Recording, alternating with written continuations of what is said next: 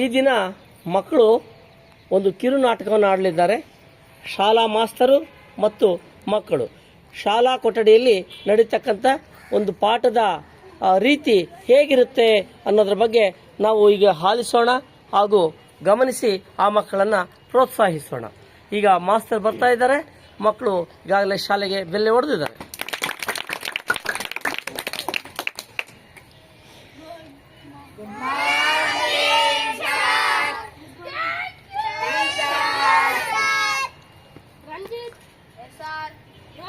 Present sir. Nawaz. Present sir. Aman. Present sir. Murari. Murari sir. Krishna.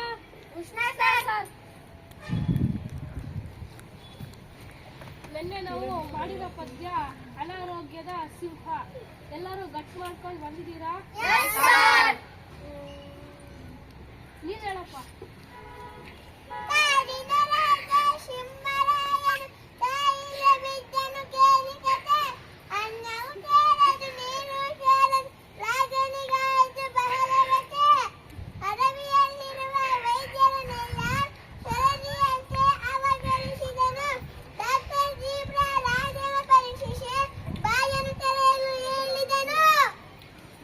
Good, ಚೆನ್ನಾಗಿ ಹೇಳಿದಾನೆ. ಜೋರಾಗಿ ಚಪ್ಪಾಳೆ ಹೊಡಿ.